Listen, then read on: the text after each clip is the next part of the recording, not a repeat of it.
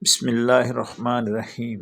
اور اگر اہل ایمان میں سے دو گروہ آپس میں قتال کریں تو ان کے درمیان صلح کرا دو۔ اس مقام پر اللہ تعالیٰ نے جنگ و قتال کے باوجود دونوں گروہوں کے لیے لفظ مومن استعمال فرمایا ہے۔ حدیث نمبر 31۔ احنف بن قیس کا بیان ہے کہ میں اس شخص حضرت علی رضی اللہ تعالیٰ عنہ کی مدد کے لیے چلا۔ راستے میں مجھے حضرت ابوبکر رضی اللہ تعالیٰ عنہ ملے۔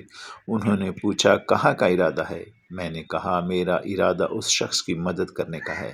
انہوں نے فرمایا واپس ہو جاؤ۔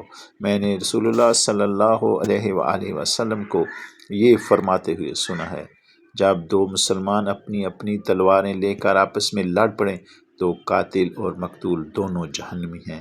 میں نے عرض کیا اے اللہ کے رسول، یہ تو قاتل ہے، اس کا جہنمی ہونا سمجھ میں آتا ہے، لیکن مقتول کا کیا جرم ہے؟ آپ نے فرمایا اس کی خواہش بھی دوسرے ساتھی کو قتل کرنے کی تھی۔